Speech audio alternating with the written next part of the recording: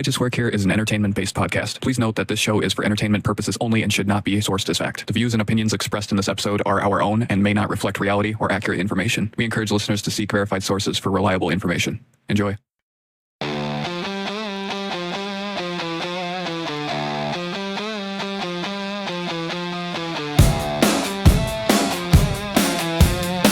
You are now tuning in. You are now tuned in. I just work here. I just work here. I just work here. Hey, I just work here.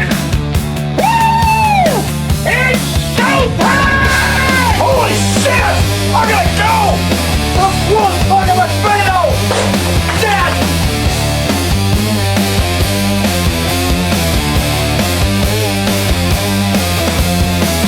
What's up, guys? Welcome back to the I Just Work Here podcast. I'm Bryce. I'm Brett.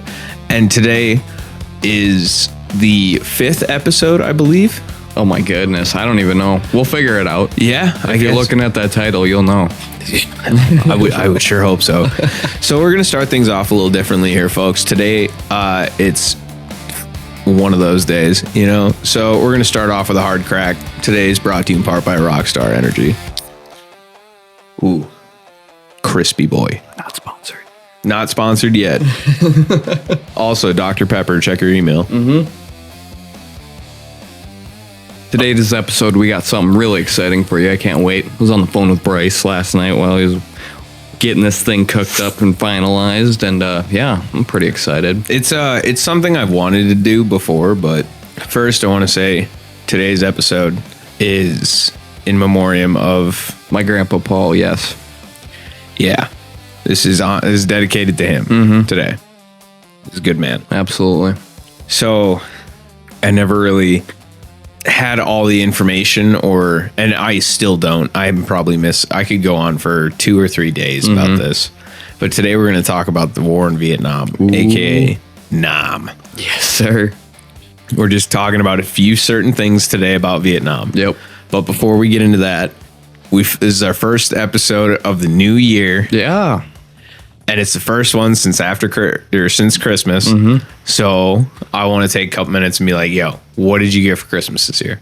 Well, I didn't get a whole lot, but I did get some Pokemon cards. And if you're in that field, you know that they have been extremely hard to find until all of a sudden recently. Now they're printing them just fine. It's like, oh, it's like you could have done that all along. Paper might have been back ordered. Yeah, I doubt it. True. Well, I'm glad because the hits were pretty terrible in those sets that you couldn't buy either. I bought 2 of them and I was like, this is a scam. So that's been pretty good, but I had a good time. Had seen a bunch of family and stuff, you know, so that was always good. That's always the best part of getting together for the holidays, in my opinion. So what'd you get? I got a bunch of in my opinion, it's on par, but I'm starting to think people like it more than I like it. I got so much fucking Dr. Pepper stuff, dude. It's unreal. I look like I have a full-blown problem, but because it's not alcohol or drugs, people are encouraging nothing. Yeah. It's a brand, so they're like, fucking go for it, Yes, dude. sir. I got I'm wearing it currently. It is stupid soft. I love it. I got it from my wife's dad. Like a throwback style logo on of Dr. Pepper. Yeah, it's on a gray sweater. hoodie. It's really nice. And it's soft. It's so soft right now. I'm wearing it with a long sleeve sleeping shirt that I got. Oh, yeah. I'm so comfortable right now. It's insane. I also got, with the shirt, I got a beanie that is in Dr. Pepper maroon with the original 1885 logo on it. And it is sick. Insane. It is by far the coolest thing I've got. And then that was from my wife's dad. And then my wife's mom and stepdad got me a 6-can Dr. Pepper mini fridge. It's gorgeous. I got it set up in the office right now. It comes with 2 plugins, so during planting season, I might take that thing and put it in the truck with me. Get a crisp, cold Dr. Pepper at any point in the day at work. Absolutely. Oh, I'd fucking be so happy. I'd be fat or dehydrated, one of the 2. And then also they got me a red neon sign of Dr. Pepper. It's sick. We Hung got up that in the office. Yep. So when we have a video episode, you'll see it. So stay tuned for that because it's pretty freaking cool. I like that a lot. Yeah, it is way cooler than I expected. But yeah, then my mom got me Dr. Pepper sleeping pants, and she went to fucking Sam's Club, dude. And she found the holy grail of Dr. Pepper cases. Yeah. Full 36 pack. Oh, jeez. And my wife's mom, my mother-in-law got me a 12 pack as well as the sign. Dude. So I had 48 cans of Dr. Pepper in my house at any given time. You're set. No. Oh? Yeah. Jeez, dude. Burning through them, dude. It's the 12 ounce can, so I am just flying through them like an alcoholic, man, dude. You know what? It's fine. It's fine. It's Dr. Pepper. Yeah. We love Dr. Pepper. I'm pretty sure my entire bloodstream, if they took my blood and ran it under a microscope or anything, It'd be 23 flavors in that. it'd be 23% Dr. Pepper, dog. Yes, That's what's sir. up. I'd be like, crisp, boy. Yes, sir. Certified. No, I got that, and then something I didn't think I would love. I wear those Dickies wool socks, right? I always get the crew ones because I wear boots. True. My mom got me a pack of the ankle ones, Oh, yeah? like not the no shows, but the ankle socks. Surprisingly comfortable in shoes. Like Yeah. when I'm just chilling. Oh, dude. Crisp. I'm more of a no-show guy, but that's me. That's fair. That's fair. But like They work good, though. They do. I'm not a hater of the no show socks. Don't let anyone get it twisted. I am not a hater. I just when I wear them, I tell you right now, everything may seem okay on the outside, That's but it. deep down, my sock is falling off, That's and I'm more like- fucking pissed. It feels more like high school Bryce, not adult Bryce. Nah, because I had to wear ankle socks in high school because of hockey, and my dumbass wore high top fucking sneakers. Oh, yeah. Nice. And after like the third day of wearing no shows, it just fucking chafed the side of my ankle, and I'm like, I'm good. Yeah, I went over to my buddy's one time, and the girl he's with, she's like, can you believe this? He's wearing boots with no-show socks. And I'm like, oh, that's weird. I take mine off and I'm wearing them. And she's like, what the hell is wrong with you people? I gotta say, this sounds wild, but I definitely didn't think I'd like them ever. But I got 2 pairs of literally like knee-high fucking wool socks. Why? I don't know. I got them and I was like, oh, these are sick. And I'm like, oh, they're a little longer than crew. All right. And I pull them up and I'm like, fuck, that's the bottom of my knee. I'd be out. Not gonna lie. No reason to wear them. Didn't wear them much. Yeah. Couple of cold fucking days last year I had them on and I was like, oh my That'd God. be probably the only exception. Yeah. Yeah. Because it was either that or throw on long johns. And You wear them with shorts.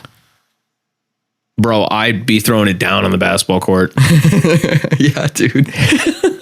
And they're black too. Oh, jeez. Yeah. Yeah. Hide my white ass legs. Yeah, you don't. Oh, my gosh. But no, dude, even wearing those with Sunglasses just can't even. wearing those with jeans on, dude, I can stand outside when we're feeding cattle. It's not like too big of a deal. Down to like -10. And then I'm like, all right, this sucks. My thighs are cold. I'm cold. Yeah, I wear Then I put the coveys on. the under pants, I guess you could say, whatever you call them. Long things. johns? Sure. Yeah, I'd go with that. Or are they like a synthetic fiber? So they're like stretchy, like compression Yes. shorts. Yeah, kind of. Yeah, but it's like long johns. Okay, yeah. They work. I just call them men's leggings I'm good. because it basically is what it is. It's like, oh, nice, sick. Because I used to wear them for hockey. Dude, I swear I went to the mall one time and there was a dude walking around in them and I'm like, brother, please don't. I was like, Put some fucking pants on. There's was- kids here. yeah, there's kids here. Fucking sick Psycho. bastard. Right? No, so that was all right. So did you have any New Year's resolutions? Yeah, I want to put way more time into my projects because I feel like I slacked a little bit last year. I didn't put an album out, but that was also because I lost that one I had been working on, and then it kind of We are currently demotivated trying me. to find that one. Yeah, we're getting there though. I think it's getting close. But point being, I did work on a lot of like singles like throughout. I don't know. I'm probably upwards of like probably 20, 30 songs. Jesus. And they're all different styles, you know. And I was always trying to like build albums, but I think this year I'm going to focus more on making singles and releasing them that way. And then at the end of the year, I can compile them into the albums that they need to be with maybe a couple more songs or something. Because the internet age has just changed everything. So albums don't really do well anymore because nobody's got the attention span for that. So no, if you look at most people's playlists, you might find like, if of their favorite artists, you might find like 2 or 3 or 4, maybe depending on the album size, 3 to 4. But I just songs from one album on their playlist, right? And I just want to keep like my shit, because it was like the problem was that you go looking on somebody's profile on Spotify or something, and it's such a mess trying to find like where. So that's why I want to like make sure it makes sense, you know what I mean? Yeah, no. And trying to play with the algorithm like that and bend it to your will is a quite difficult task. Oh yeah, I have a few songs that pop up like people have saved and they're like, this one always plays, and I'm like, oh, that's good. At least they're in algorithm a little bit, you know, they do work. But it's challenging. But the biggest thing too I learned is if you're not willing to be a freaking goober online, you might as well just give up too. So that's another resolution I have, is to just quit giving a shit and just start having fun and putting stuff out, because who cares? It's time to start living a life worth living. Exactly. The way I don't see a point in quitting. It's stupid. So I might as well go all in. You know? Balls to the wall. So that's the main goal, man. I just want to like crank this whole operation up another notch, you know. On your end. Everybody. Get everything going. I was going to say, everybody. I have a New Year's resolution towards the show. Since I now have a desktop set up and I have consistent access to whatever I need whenever I need to for the show. I want to get this show big enough to where we have a social media presence that's worth acknowledging. And I mean, like, I really am hoping for over 1,000 subscribers by July on Instagram. Thought about making a Facebook page. Gonna wait. We're not Facebook official yet. Yeah, we don't need to be on Facebook. No, that's just old people going, what the fuck's a cast pod? Is that their talk show? I saw Linda the other day and she was bitching about Jim. It's just boomer central. What the fuck? Yeah, boomer. But yeah, no, I would like to put more time into this, make it worth something, if, as you said, if you're going to do it, why not go all in? Because I mean, do it right or do it twice. And I'm not doing this a second time. Right. And I've just been, I've been doing my thing for years, and I just, kind of was alone for a long time. But like in the past few recent years, I've created like this whole, network of different artists and stuff and different things going on. Because I got a photographer that's going to be joining soon, and then I also got a guy that does streaming for video games and stuff. He's going to join us and stuff. So we're getting everywhere covered for the most part. So I think it'll be fun. I'm excited to see what's to come this year. And like I said, want to get the merch out and stuff this year. Absolutely. Because we got some banging stuff. I am How's so the website excited.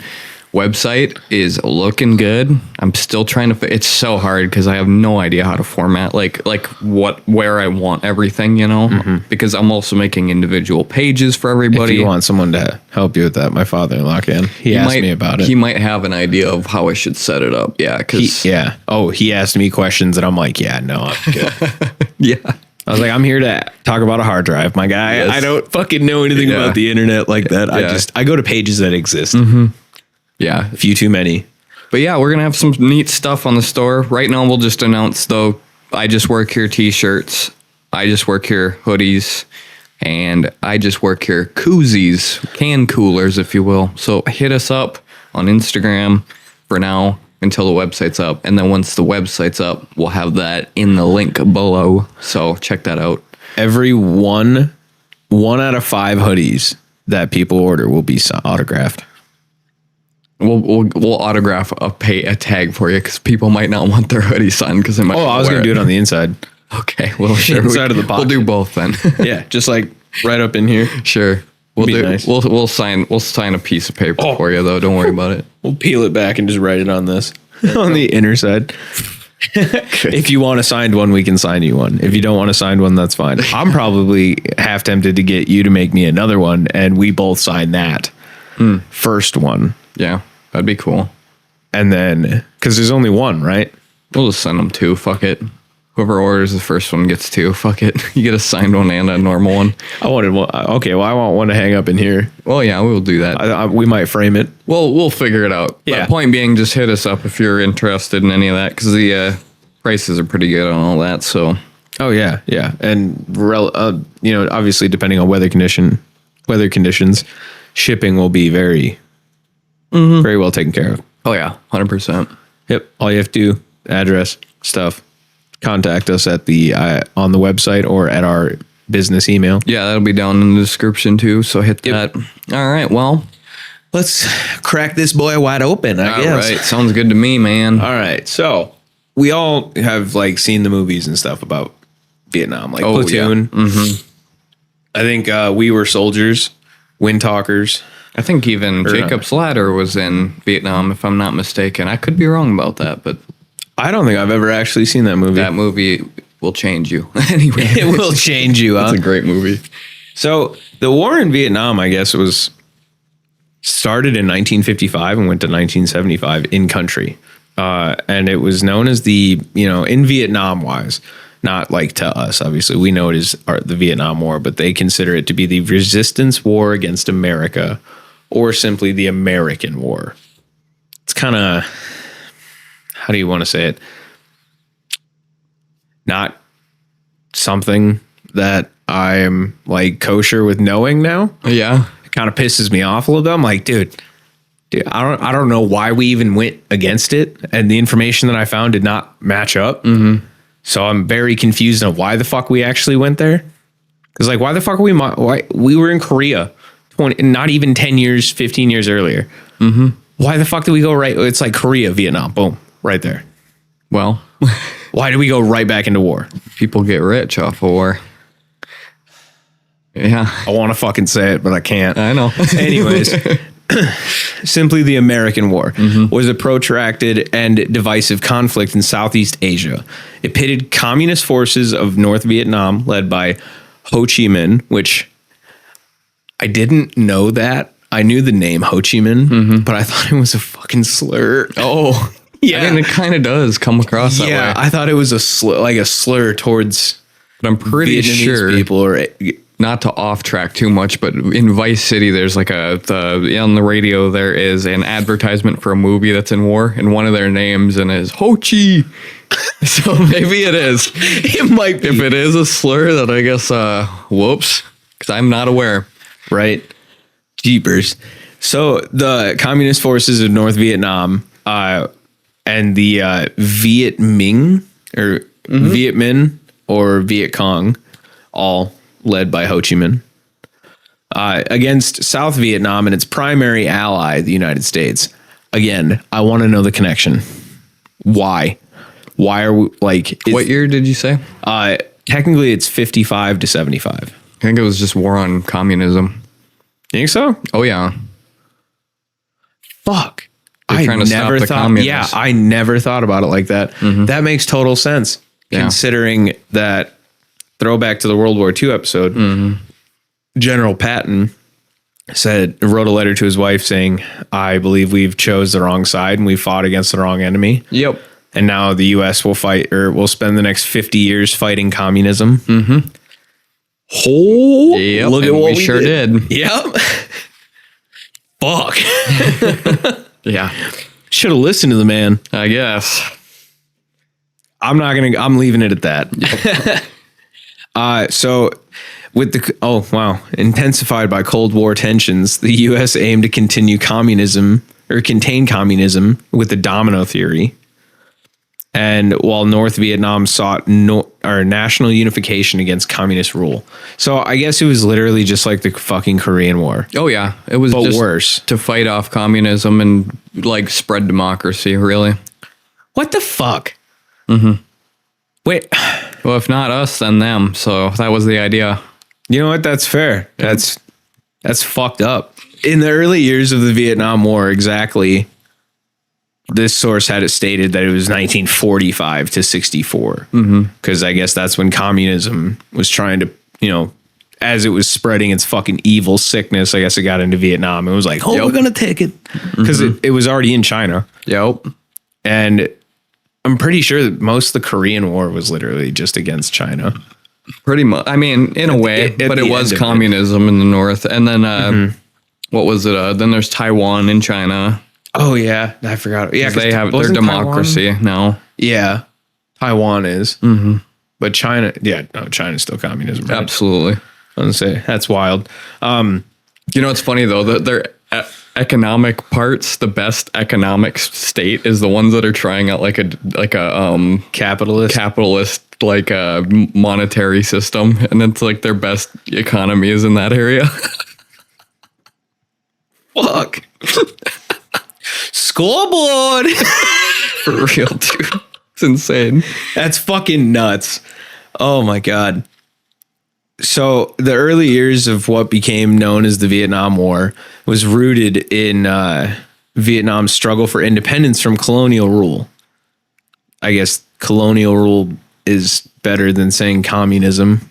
It's might as well be the same thing. Horse apiece. Yeah, exactly. Transitioning into a Cold War proxy conflict. This period includes the first Indochina War, often seen as the precursor, and the initial escalation of the U.S. involvement before full-scale combat troops arrived in 1965. Woof. Yeah. The fact that it went on almost exactly 20 years. Yeah. And then the U.S. was like, all right, we're done with Korea. Come in here and make it worse. Who's there? Schoolboy. Yeah, no, geez. Start beating ass. Yeah. After Japan's surrender in World War II, Ho Chi Minh declared Vietnam's independence on September 2nd, 1945 in Hanoi. Quoting the U.S. Declaration of Independence, all men are created equal, which is pretty cool. Shout out to Ho Chi Minh. Not a slur. No. France, the colonial power, sought to reassert control, leading to the First Indochina War, 1946 to 1954. Vietnamese forces fought a guerrilla war against the French. The turning point was the Battle of Pen Den Phu, where the troops were under General Vo Nguyen Giap's besieged and defeated a French garrison, forcing France to retreat and negotiate. So, I mean, that's pretty cool. Yeah. That is. In the 1954 Geneva Convention, temporarily divided Vietnam at the 17th parallel. Communist-led North Vietnam under Ho Chi Minh and the anti-communist South Vietnam, the Republic of Vietnam, if you will. Elections for unification were planned in 1956, but never were held, as South Vietnam, backed by the U.S., feared a communist victory. Makes sense. I mean, yeah. I mean, you just went through fucking hell for 10 years. And now the U.S. is like, all right, well, if this goes south, we're here. And they're like, I don't even want to try it because it's going to go, what happens if we lose? Yeah. And you fucking did. There were really no winners in that because, like, it's just like Korea. The borders kind of just stayed the same, if I'm not mistaken. It was just a lot of people killed for literally no reason. Yeah, that's the thing that just sucks. Absolutely. Like, wholeheartedly sucks. Because it's like, okay, well, how many people were sent at, what, 17, 18, 19, up to, I think, the 27, I think was the end of the draft age? How many men were just fucking blindly murdered in a place that they didn't need to be, in a country that doesn't mean anything to them? Exactly. Not by choice either. Fuck no. I understand. As a child, I used to just hate the things my dad hates. And when he said Ted Nugent was a draft dodger, Yeah. I didn't understand what that meant. And then I fucking found out and I went, oh, what the fuck? And now, like, I've done some research on him. Like, he was so fucking smart to do that back then, because he wouldn't have made it. There's no way. Statistically speaking, there's no way he would have made that. Yeah, dude, we wouldn't have had cheeseburgers in paradise, man. Or the beautiful fucking character he plays, Skunk, in Am I thinking of the right Beer for My person? Horses. I'm thinking of Jimmy Buffett. Yo, what the fuck? Jimmy Buffett. Yeah, you can't make this shit up. Anyway. So the Vietnam War, where the U.S. was involved, like the main phase of it, if you will, Okay. was 1964 to 1975. And that was like what, like that era or year span represented like the peak of the U.S. involvement. And it's like, oh, okay. And I'm starting to believe this might be one of the like biggest fuck ups that we've had since Iraq. Like since then we've had Iraq, but like before that it was pretty fucking calm. It was, yeah. Yeah. So I was like kind of thinking like, hey, maybe that gap right there, like maybe that's why we didn't really have like the Cold War kind of died after Vietnam. I don't fucking know. I really do wish I had a time machine because then I could just go back and figure this shit out. I know. Get the real facts. Yeah, because it's all twisted and warped to Because fit a narrative. history is written by the victor. Yep, I'll tell you that. And you know, that's the same thing. I think, you know, the only reason I think the whole war on communism died is because the Soviet Union fell in the 90s. That's the only reason. Yeah, I genuinely do. Otherwise, if it was still existing today, we'd be, well, we kind of are in a way if you look at it. You know what I mean? The main phase, you know, was 64 to 75. And what began as an adversary support escalated into a full-scale war with over 500,000 U.S. troops. Jeez. That is insane. 500,000 of us just fighting shit we don't need to fight. I cannot imagine how gross and hot and wet that would be. Massive bombing campaigns as well. I remember, napalm. And guerrilla warfare was something that I guess the U.S. adopted for this. Yep. Which I think this is the only war we have. Everything else has been, statistically speaking, like some sort of plan. Yeah. Because there were parts of World War II that we used guerrilla warfare. It wasn't as common though. No. This was kind of a first. Yeah, well, And they do. kill or be killed in that situation. And our soldiers do training for that in Japan now. And hoofta, dude, that is some nasty shit. I can only imagine. That's so the war ended with the unification of Vietnam under communist rule, marking the fucking significant L for the U.S. And I think that was like the first that we have had, like the first like L that America has had to hold. Curio's kind of the same way. Didn't really get anywhere. No, but it kept it divided. Yeah. I mean, obviously, that sucks, but at least it's divided to this day still. Yeah. Vietnam, obviously, that was just 500,000 dudes sent to die. No fucking point. Yeah, it didn't change anything. No, not at all. So the pivotal event was the Gulf of Tonkin incident in 1964. This is what led the U.S. to get involved. Okay. Full force. And that was like where U.S. ships were attacked by North Vietnamese forces. But it was later revealed to be heavily exaggerated. Imagine that. Yeah. So I think the U.S. is just like, you know what? Installed themselves a little bit and got in the way just enough to start something. Yeah. Well, I also am a firm believer of don't fuck with our boats. Like in Korea or during the Korean War, I know that a ship was hit from like a anti-tank gun and the ship literally turned to all of its guns and fucking deleted the cliff that entire outfit was sitting on. Yeah. And all it did was fuck the paint up.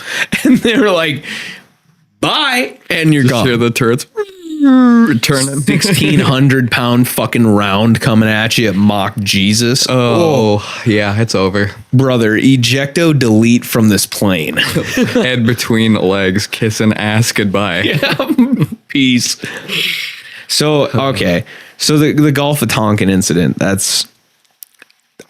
from what I'm figuring out is that was where the U.S. had just basically put themselves, as you said, too fucking close. And it was kind of like baiting. I'm guessing. That's what I'm assuming as well. I'm sure we were probably in talks with the South. South, right? Yeah. South Korea. South Vietnam. Yeah. And I'm sure we posted up there as like a threat, not really, just to say, hey, we're watching as a spectator. Yeah. And Like, don't pull us off the bench yet. yeah, well, I did. Yep. Touch the boat. Yep. Well,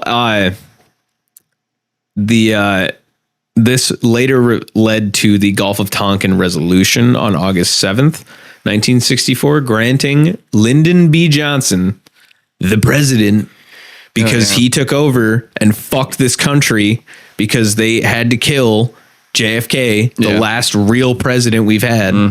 Lyndon B. Johnson did a lot of fucking things up in his time, that's for sure. Lyndon B. sucking Johnson. God. Yeah. Which, during this resolution, it gave him broad powers to use military force without a formal declaration of war. Nice. Yeah. Don't have to go through Congress. Which is, yeah, exactly. It was like, all right, well, bomb them. Awesome. You know, like, let's go. Which is really just disappointing. Yeah. Because that's democracy failing instantly. It just shows that there are holes in it and we let it happen. Yeah, we haven't done shit about it.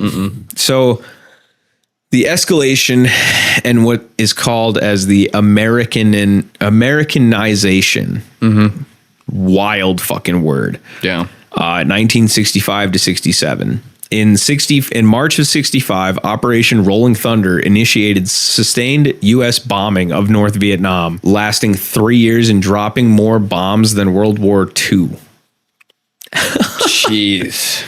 The first U.S. combat troops, 3,500 Marines, landed at Da Nang, marking the shift from adversary to direct involvement. By the end of 65, the U.S. forces reached 184,300, rising to over 540,000 troops by 1968. None of this makes sense. You know what I mean? I know. I don't understand it. It was, you gotta stop them commies, you know what I'm saying? Just gotta make sure they ain't spreading. That just doesn't seem like a good enough reason for us to get involved It's in not. shit, right? It's not. That's the way I feel. That's literally like watching like someone slap their kid and you turn around and pull a gun on that guy. Yeah. Okay, so after 540,000 troops were brought in by 1968, that's just like towards the end of the conflict, I guess, or the peak, if you will. But key battles included the Battle of La Drang Valley in November of 65. That is the first major clash between U.S. and the NVA. NVA standing for North Vietnamese Army. Okay. But the NVA forces. Showcasing helicopter warfare, but also heavy casualties on both sides. The U.S. strategies focused on more of search and destroy missions, attrition warfare, and chemical defiance like Agent Orange, which we're going to talk about. Yeah. Which cause long-term environmental and physical health damage and birth defects. Oh, yeah. We'll get into that soon. Yeah.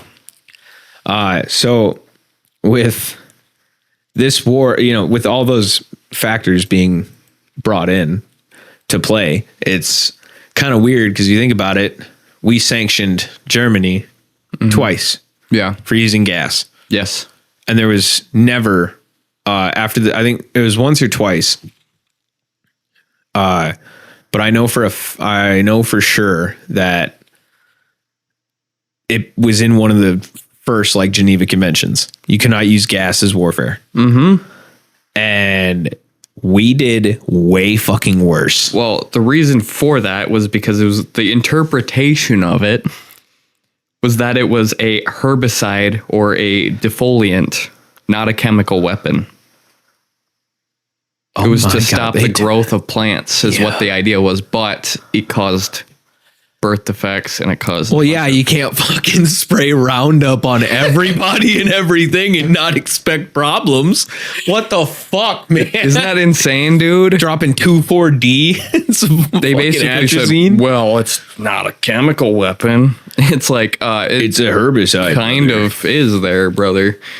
It's a herbicide. It'll be fine. That's insane. That's just the workarounds that they go through. That's kind of wild. It's gross. Yeah. Okay. I didn't know that. That's awesome. Thanks for looking that one up. So the peak intensity and the turning point was around 1968. The Tet Offensive launched on January 30th, 1968. during the Lunar New Year involved coordinated attacks by over 80,000 Viet Cong and NVA forces on more than 100 cities. Oh, wow. Yeah, including Saigon and the U.S. Embassy.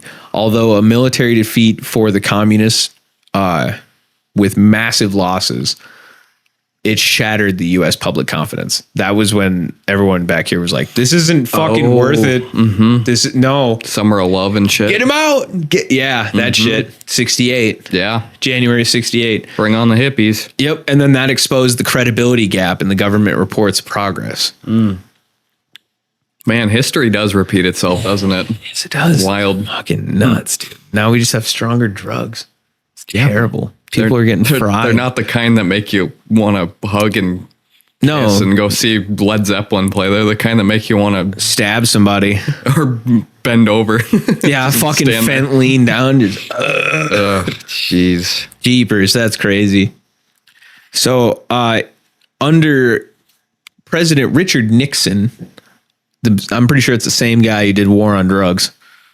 Or was that no, that was Reagan. Reagan, but Reagan. I think Nixon was part of that too, yes. Yeah, Nixon. I think he brought the initiative towards it. That could have been. But he was elected in 68, and the policy of Vietnamization.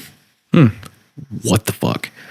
That began in 1969, aiming to transfer combat responsibilities to the South Vietnamese while withdrawing troops. Oh, well, thank goodness somebody did it, because Honestly, that made me wonder. Years too late. That made me wonder, because usually during like wartime, maybe it's because we weren't directly in the war or however they were, but usually when that happens, I don't know if that's like that in the United States. Do presidents still have elections during war? Mm-hmm. Okay. Mm-hmm. Because I know in other countries don't. A lot. No, of them. and we didn't during World War II. Yeah, exactly. Because FDR went ham. Mm-hmm. Yeah. So, but that was the only time that's been amended. Yeah. Okay. Well, that's Yeah. good to know. But yeah, We had during war because Obama left and yeah. Trump was like, let's bring them home. All of them. They're coming home. Jeez. Yeah. No, I remember that now. Now that Yeah. you make that point. Well, at least, okay. Well, and I've always said this, Richard. Shut the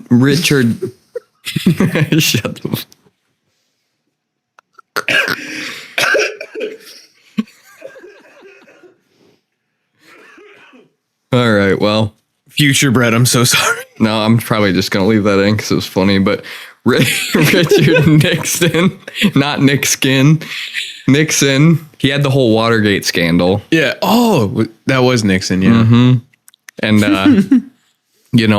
not everything he did was bad. It's just a bad mark on him, I will say. Oh, yeah. Because didn't he used to do like Sunday nights with Nixon or something like that? No, He used to have a fucking TV show. Did he? Yeah, while he was president. Hey, it's good to keep up with the people, It was weird as fuck.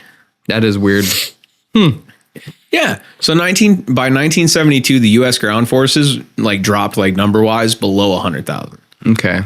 Still too many men. Absolutely. Considering at the peak, we had 540,000. Yes.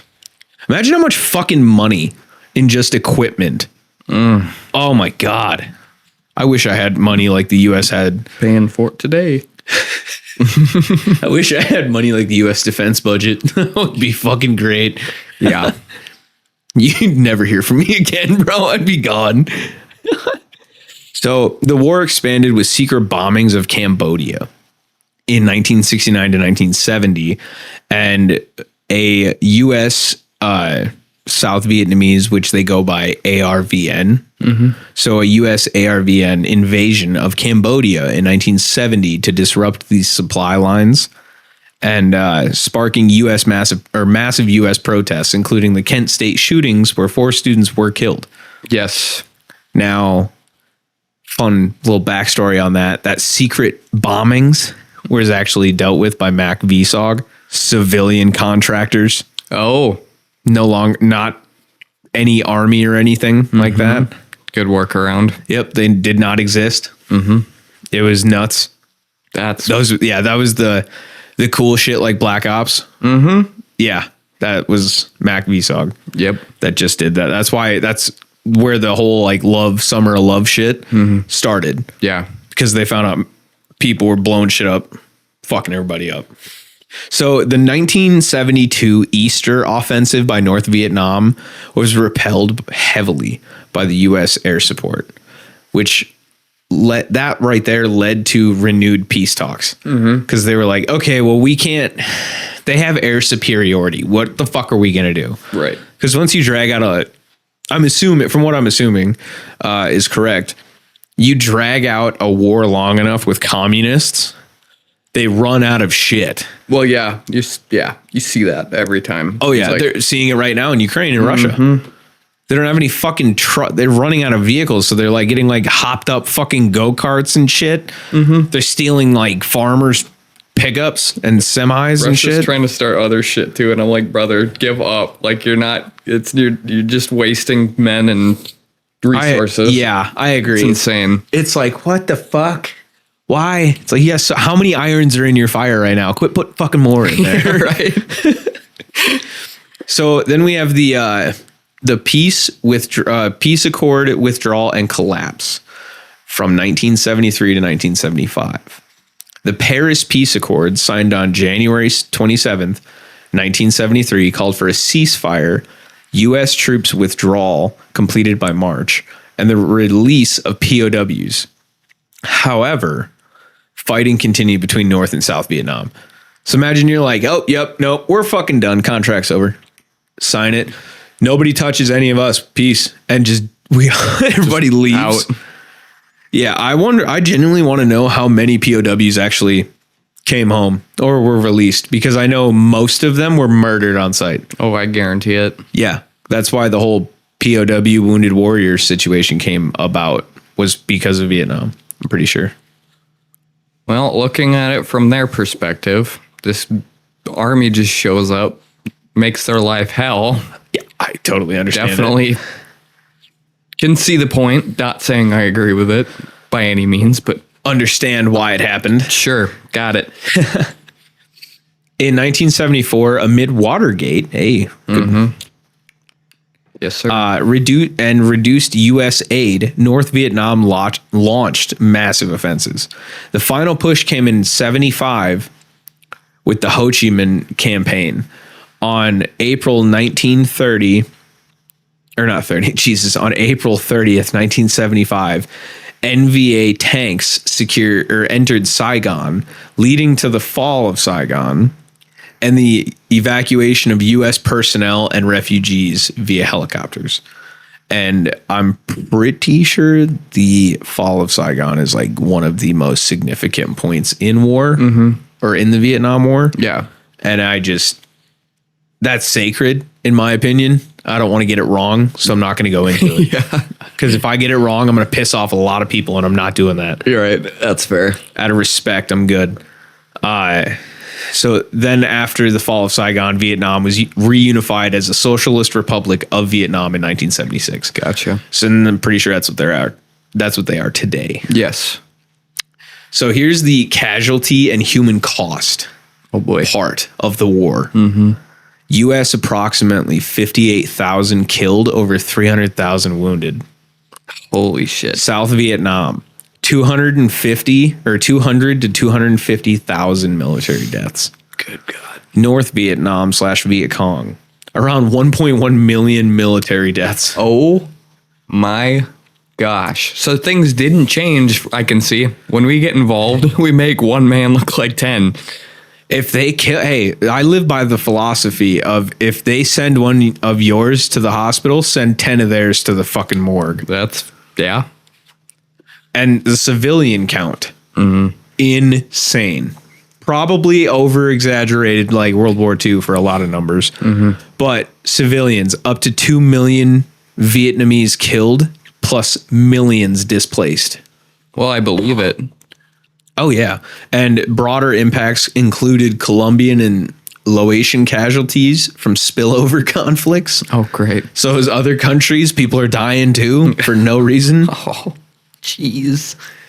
Yeah. So the war eroded U.S. public trust, obviously, as we should question everything all the time. Yep. It inspired the Vietnam syndrome of caution in foreign interventions and highlighted guerrilla warfare's effectiveness against superior technology. From the North Vietnamese view, it was a victorious anti-imperialist struggle. For many in the South, a tragic loss leading to the re-education camps and exodus. Ongoing issues include unexploded ordnance and Agent Orange birth defects. Jeepers. And I do have some. Are you on the Agent Orange? Not yet. Not Okay. yet. I was thinking we were going to possibly take a little Yeah. side quest from this war thing and talk about something funny as hell. Okay. So here is what I found is the full story of Trashed Panda, which is just a drunk ass raccoon on a rampage. This absolute legend of a story happened over Black Friday weekend, November 28th, 29th, 2025, at a Virginia ABC state-run liquor store in Ashland, Virginia. Here's exactly what went down.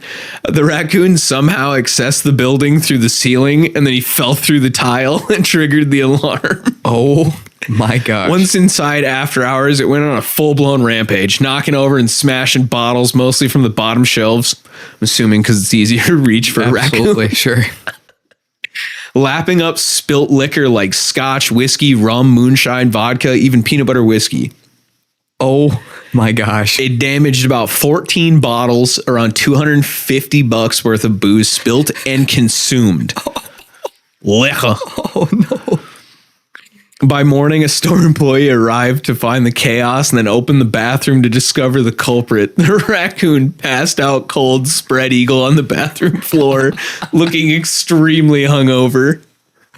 Oh no. They did my boy dirty. It's like me after a night of camping, dude. Oh my gosh. Oh, God, I got tears in my eyes. Oh jeez. Oh, jeez. Can you imagine walking? I wouldn't even be mad, bro. I would be so confused because I think the first thing I'd think is it got broken into and the guy knocked some shit over, you know. But then when you see that the register hadn't been tampered with, then you go to the bathroom, there's a raccoon. Animal Control Officer Samantha Martin responded, safely captured the very intoxicated masked bandit. Yes, sir. Took him to the Hanover County Animal Protection and Shelter. After a few hours of sobering up with no injuries, just a professional hangover. Get this man an Excedrin right now. And poor life decisions. He was released back into the wild near the same area, so we will definitely see this again. Dude. Here's the bonus twists. This was not his first rodeo. Officials later revealed he's a serial break-in artist. Oh my God. Yep. Suspected of earlier intrusions to a nearby karate studio and DMV office, where he snacked on goodies. He's all on the same block. We got a raccoon that's a drunk driver that knows karate, so when the cops pull him over, You're fucked. Stay in the car. Oh, they're all in the same block. Officer Martin joked that he's living his best life and even said have a drink or two, especially on Black Friday. The story went mega viral, inspiring Trashed Panda merchandise, which is hilarious because I've seen plenty of raccoon shit lately. It's funny as hell. But like all the merchandise and the ideas came from the shelter. So the shelter raised cool. a fuckload of money. Good deal. Like over $200,000 in like Not a sponsor, but go buy some of their merch. Go support them. Yeah, go support the shelter. It'd be sick. A Virginia ABC even created raccoon-themed cocktails in honor of the incident. That's funny as hell. Dude, that is great. What a time to be alive. What a fucking thug. I know. I'm so jealous. That is hilarious. That is so funny. Like, that is just the greatest thing ever, especially because of the fact that it's a fucking raccoon. Raccoons have just got to be some of the funniest animals ever. They get into everything, though. They are a pain in the ass. I've been debating if I want to get another dog. Like when my dog goes, if I want to get another dog or a raccoon, baby. You better get some child locks on all your cupboards because they're going to be in them. They are just in everything all the time. Yeah. Might just have to get another dog. Yeah, I think a dog would be a better. That's why they call it man's best friend, you know. But the wife wants a fucking lab and I don't. What's wrong with the lab? I don't want a lab. All right, well, Overall thoughts, I think that raccoon was the greatest thing that happened in 2025. Absolutely. Other than me getting married, that's the greatest thing I've ever noticed. yeah. I think on a national level, that's a freaking funny story. And I can't think of anything else that kind of tops that of the year, you know, newsworthy wise. That's pretty funny. I wonder how many. I should look into it a little bit more. I should see if he's hit any more stores. Good. It's been over a month, so the one of the most powerful aspects of Vietnam War, in my opinion, was Agent Orange. Mm-hmm. Now, as you previously stated, it happened because it wasn't considered a chemical weapon. Mm-hmm. It was a herbicide. Yeah. We both work on farms. Mm-hmm. We both spray. Yeah. I'm looking at this right now and it doesn't make any damn sense to me. Mm-hmm. I know what it is. And I'm now scared because half of this shit we have at the farm. And the thing is, it's crazy, is it might not cause effects right now, but it could be all part of a strategic plan. You get everybody infected with it. Mm-hmm. They all die early because of it. And then you go in and then you really capture the thing down if you wanted to. You make everybody sick and quit reproducing, and then bam. Jeez. You could, if you wanted to. That is 110% true. Okay, so Agent Orange was a powerful tactical herbicide used by the U.S. military during the Vietnam War as part of Operation Ranch Hand. And that was a 10-year period of 1961 to 1971. It was one of several rainbow herbicides named for the colored bands on orange barrels that they would do for storage. Mm.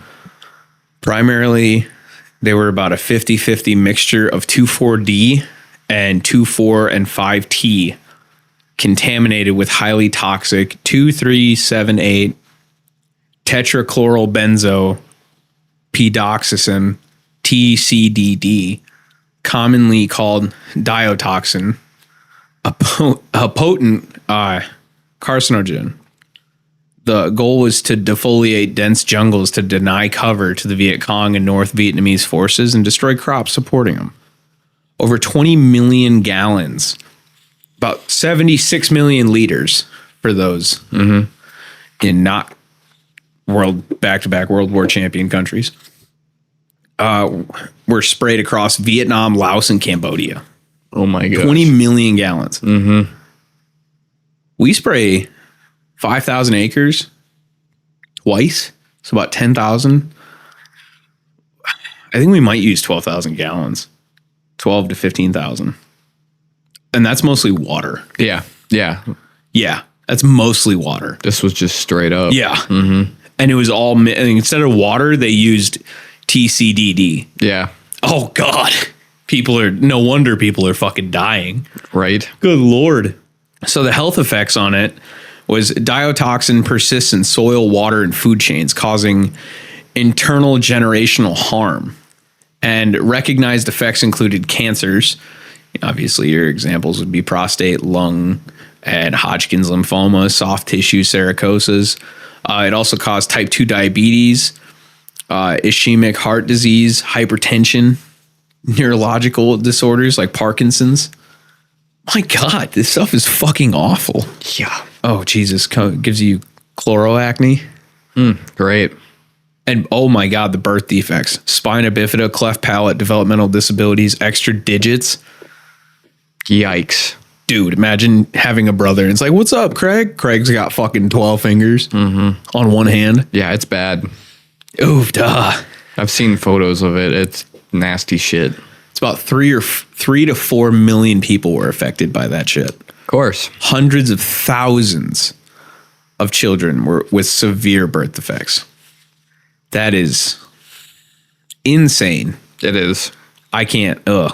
Now, what's even, in my opinion, what is equally as scary as Agent Orange was napalm. Hold on. Oh. I was going to throw something in. Oh, yeah, go ahead. Because it says here that during the war, studies on the health effects of the dioxin contaminant in Agent Orange were in conclusion or downplayed by some scientists and government bodies, which allowed its continued use and denial of health claims for many years. They knew what this shit did, but they acted like they didn't. Like you said, they were going to use it to deforest and stop plant growth for the enemy. Mm-hmm. They knew it was going to cause a shitload of problems for the people, but they pretended like they didn't. Oh, we use that shit over here. They don't add the part where they add 99% water before they use that shit. Mm-hmm. Good God. Yeah, so that was something I wanted to add in because that's insane. Accountability. Mm-hmm. Can't get that. No, you never do. Okay, so do you know the basic way to make napalm? Pretty much. What is it like? Hold on. I got it. It's like gasoline is one. And then do they use like petroleum oil or is it foam? Styrofoam. Oh, that's right. You literally take like styrofoam melts in gasoline. Yep. It turns into putty. Yes. Like a fucking paste. Mm-hmm. And that shit burns. It don't come off. That's a thing until it's completely burned out because it's all of the little bubbles inside of that styrofoam get filled with gas. And that's, basically what happens. So it'll continue to burn till it's gone. It'll burn through whatever you put it on. Yep. Or it'll burn itself out. Yep. Yeah, no. Gross. Some nasty I remember shit. when I was a kid, I was camping and my brother made fucking napalm and was like, hey, check this out. I asked Dad if we light the fire and he goes, yeah, just don't burn the fucking campground down. I was like, all right. Serial arsonist of the family. I was like, try my best. My brother comes out of left field and goes, hey, back the fuck up. And I'm like, what? And he goes, check this out. And he has it like liquid enough to pour out of a bottle, but he dumps it on the wood. And then lights the, what were those, like fire log? Oh, yeah. Starters at the bottom. Yeah. He lit one of those, and as it got hotter, the napalm dripped down on top of it. And all of a sudden, as soon as it hit, it went woof. And I think we had like a 15-foot fucking flame. Oh, jeez. And it just literally taller than the camper and everything, and just lit the whole fucking, that side of the campground. Gosh. That whole like half-mile section of the campground was lit up. And my dad goes, what the fuck? And I'm standing there like 15, 20 feet back going, just pointing at my brother who's standing there with the pop bottle in his hand and goes, what? Oh my gosh.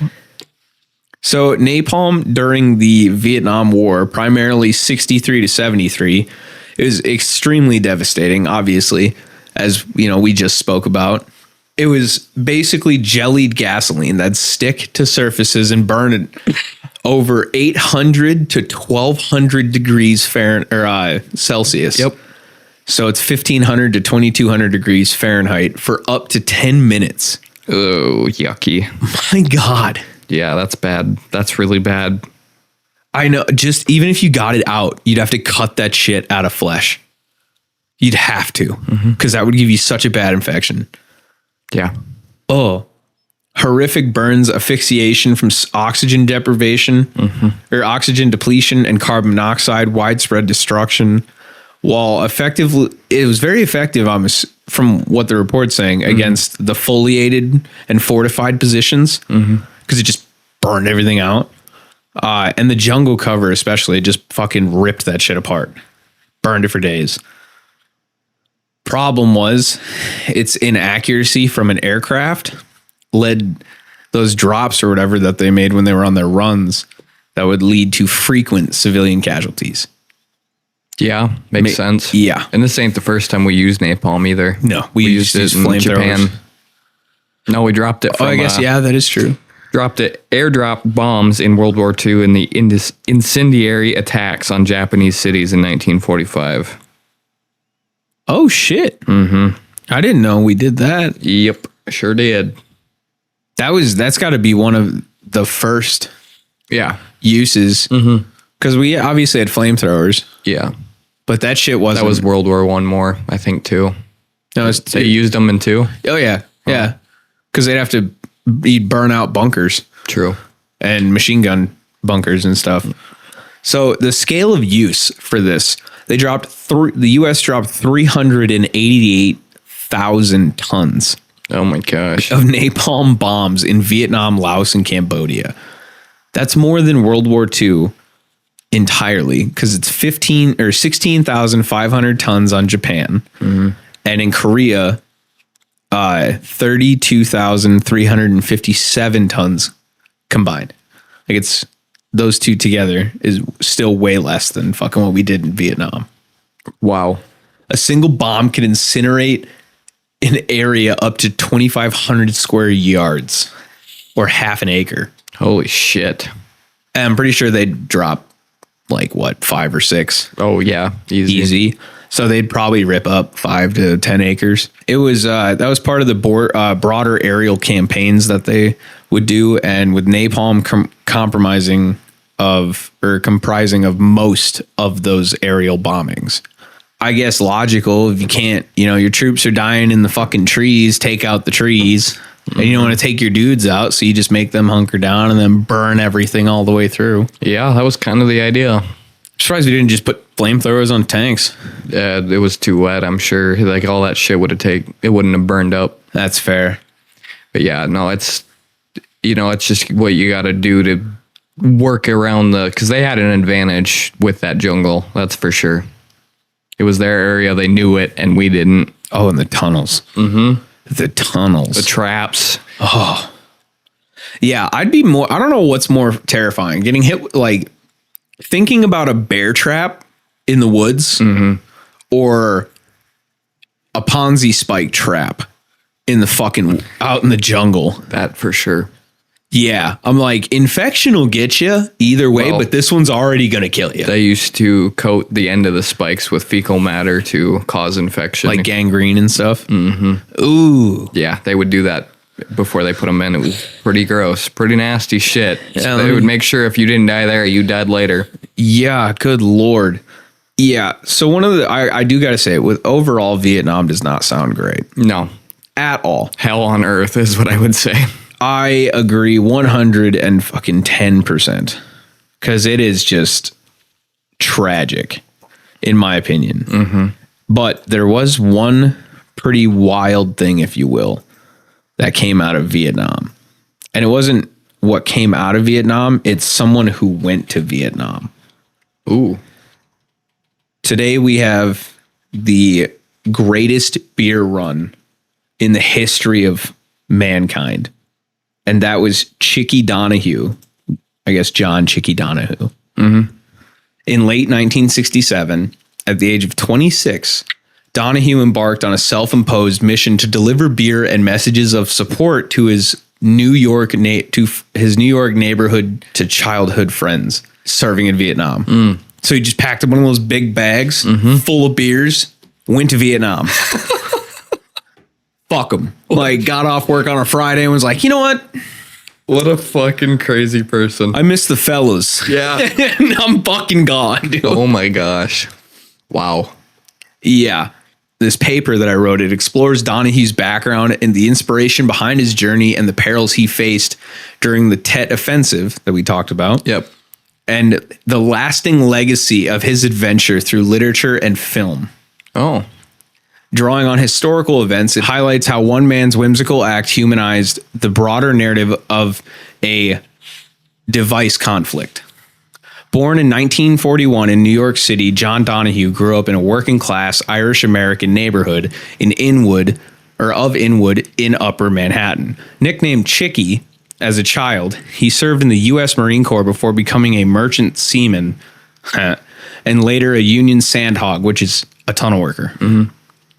By 1967, Donohue was a pro-war supporter, influenced by his military background and his patriotic sentiments in his community.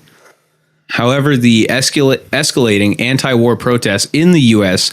troubled him and his friends at Doc Fiddler's Bar, now is called the Tubby Hook Tavern. Mm-hmm.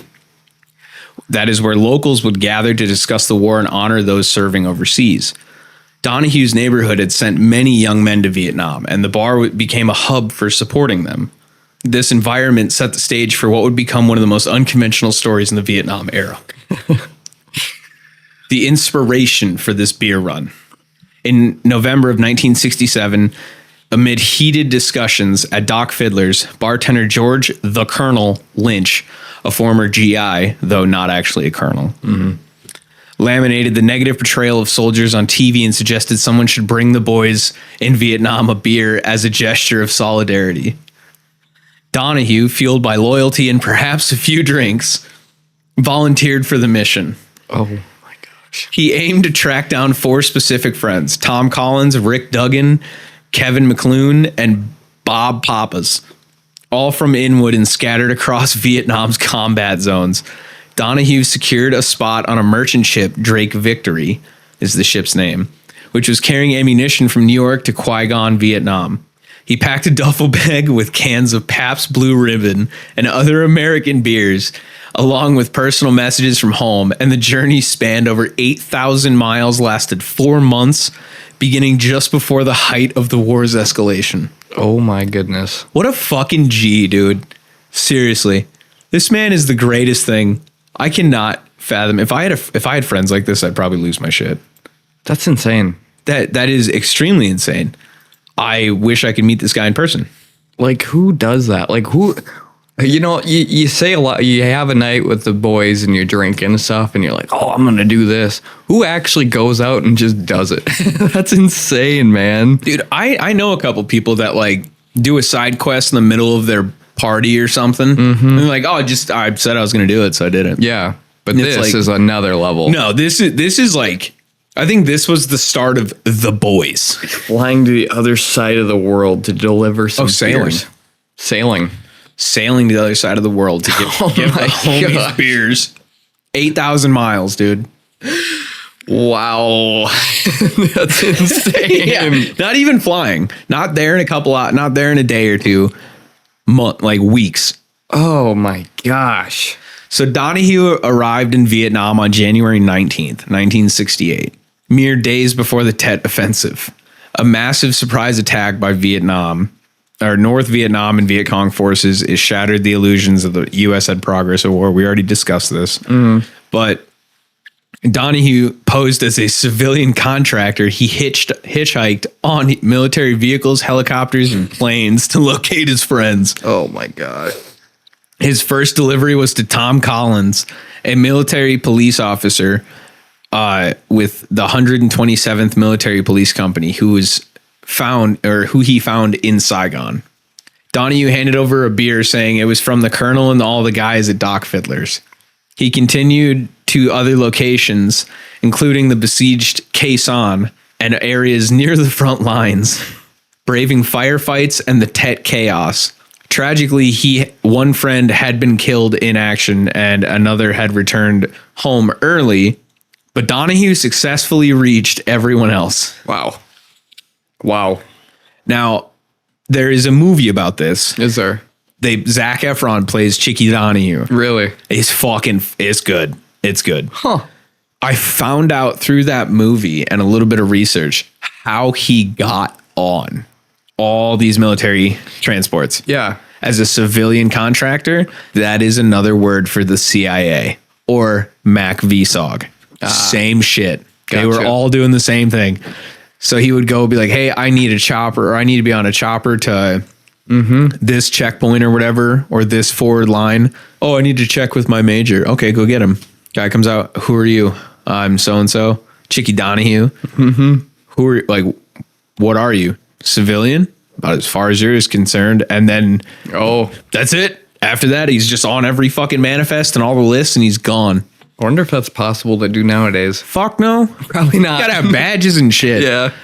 I can't just walk up, you and me walk up, hey, what's up? We're with the CIA. Okay. Don't make me get my higher up. You wouldn't want that. Right? So this experience profoundly changed Donohue, exposing him to the war's brutal realities and shifting his views from staunch support to more nuisance understanding of its toll. After completing his deliveries, Donohue returned to New York in April of '68. Back at Doc Fiddler's, his tales were met with skepticism until photos and letters from his friends corroborated the story. Yep. He resumed his life as a sandhog, tunnel digger, and eventually bought the bar in the 70s. Oh, wow. For decades, the greatest beer run ever remained a local legend shared among friends and at reunions. In 2015, PBR announced a short documentary reuniting Donohue with survivors from his trip. Oh, wow. Bringing wider attention to the story. Absolutely. Then they made a fucking movie about it. In 2020, The Greatest Beer Run Ever, a memoir, friendship, loyalty, and war came out. It was a book, and then the movie was a tie-in. Yeah. In 22, the movie came out. Oh, okay. So they literally like, yo, we're gonna write this book. And So like, fucking shout out to PBR for bringing that story back into the light, because I'd never heard of that. Never had even an idea of that. Chickie Donohue is the absolute goat. That is really cool. And from what I can understand, from what I've seen and read, he didn't ever have a firearm. Other than like one time on a transport where he got in a Jeep, someone got shot. He had to drive the Jeep by himself. Oh my gosh. That was it. Yeah, well, at least he was, he had some experience in that field. But I find that so interesting. He comes back, tells people about it, and he had to like provide photos and stuff to prove his point. And that brings me to a bigger point, of the shit we get fed versus what's actually going on, Obviously, with the internet now, it's a lot easier to see things that happen and stuff. But honestly, I mean, it just kind of proves that you kind of have to go out and see for yourself. Things are crazy, and they always will be. History proves that. In my opinion, there is once facts are involved and it is confirmed, there should be no emotion about it, because there's nothing you can do about it. Right. So why give a fuck? Unless it directly affected you personally. Yeah. Well, I gotta say, that is a fantastic story. The Chickie dude, yeah. And honestly, I didn't expect it to be this wholesome. I didn't. And there's a lot more of it. Obviously, they made a movie, so the movie would go more in depth. Sure. But I'm not going to go out and try and watch a movie, read reports, and then try and mix them together. Yeah, it's tough. That's how other stories I've wanted to cover are. They got films and stuff on it, based on it, but then you look at the real story and you're like, oh, none of that happened. That was all for movie. Okay, well. Right. Like, go a little extreme, which, whatever.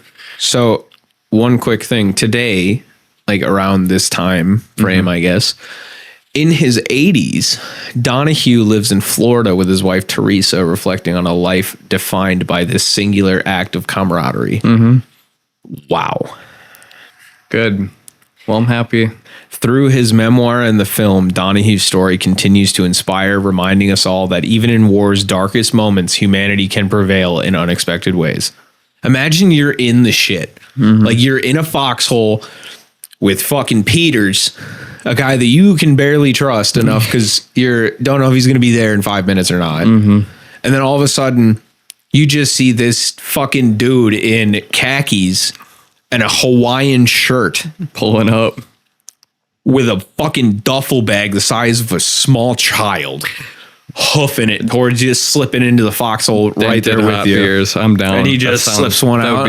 That would be heaven in a setting like that, I think. God, that would be. It reminds me of the time this is not even comparable, but it's funny. It's the time my cousin said he wasn't going to be at the reunion. Dude pulls up with the Mountain Dew Hards. I didn't have them in the state, so it was the first time I tried them. That's what it felt like. What a guy. Honestly. Like, what an absolute fucking legend. I would love to meet this man. I would like to buy him a beer. Yeah. I don't even drink anymore. And I want to buy him a beer. Right. Chickie Donohue. God, Shout out to him. what a goat. But no, in conclusion, this whole it's kind of been it was a very vague outline of what happened. Yeah. And we as I said in the beginning of this, we could spend 3 fucking days going Oh through yeah, this. there's a lot of stories to be told of Vietnam. Maybe we'll jump into some in the future, maybe not. We'll see. If we did one, I'd like to do the certain aerial conflicts. Like where politics were involved and it cost American lives. And it's like that it made me a firm believer that politicians have no place in a fucking war setting. That's just it, more or less. But then again, the ones that are higher up in the military and stuff make a lot of decisions that are in their benefit too, not necessarily the benefit of the country or whatever, So always look at the details, because those will what do they say? The devil's in the details, you know? That's true. That's So- true. Honestly, we could go through probably 10 or 15 more situations that happened in Vietnam, and it doesn't change my opinion on it. No, Shouldn't have happened.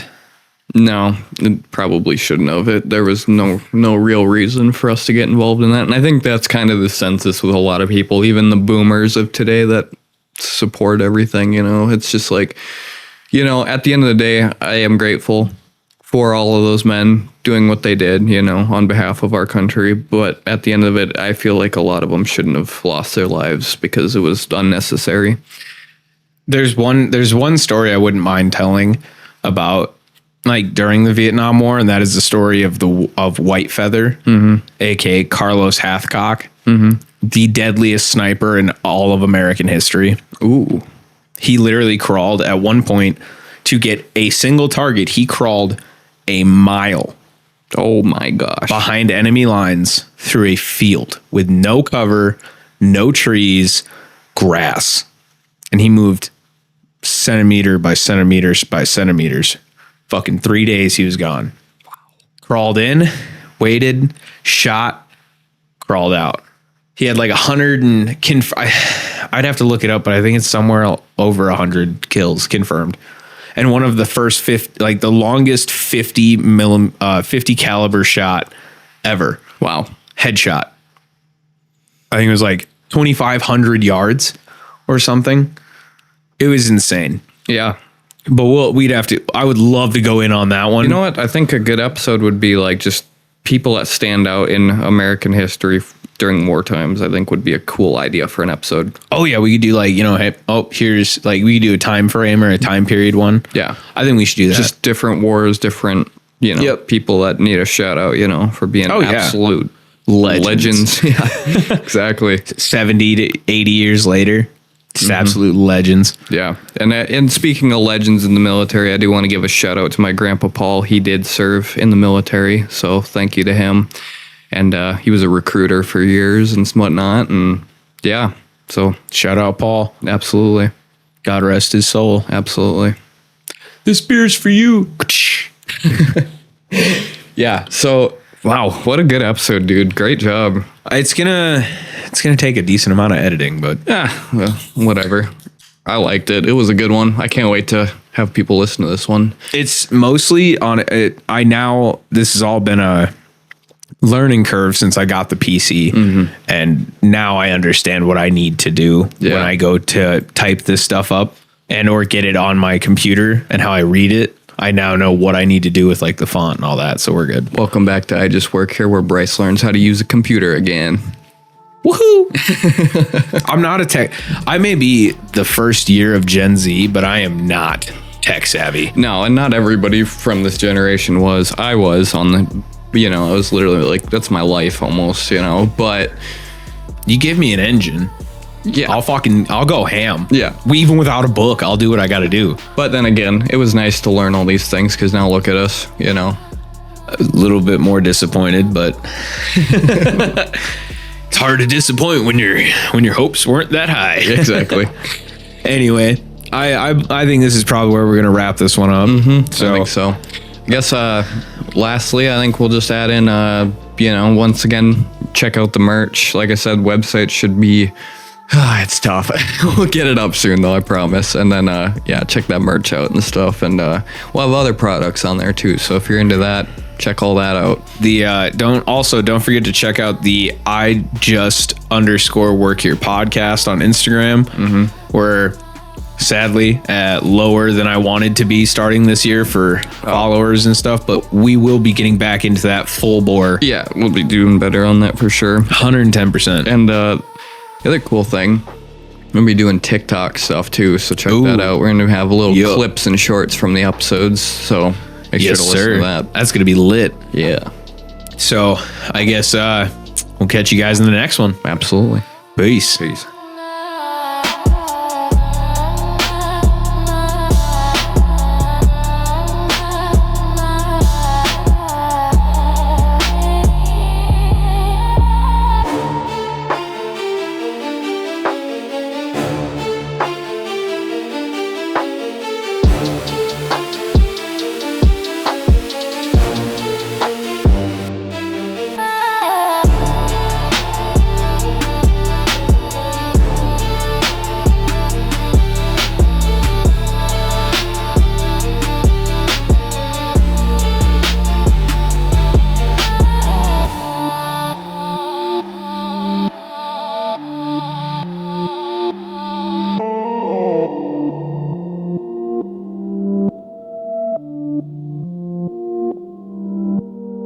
the world. I normally look at the world with a positive attitude, which is weird for Yeah. me. No, I do too. I hear you. But it's getting harder Yeah.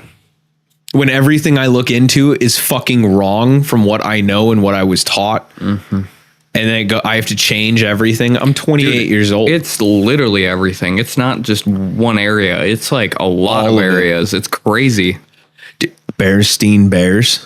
It's not real. We think we've been over this. Yeah. Fruit of the Loom. I proved that wrong. I know Fruit of the Loom is real. That one I'm not sure about because that one does get me. Mandela effect. We should do an episode on that. Ooh, that'd be fun. That would be fun as hell. You pick some, I'll pick some. All right. Next episode. Let's do it. We'll do it tomorrow. Fuck it. We'll do it live. Yes, sir. Creep Gang.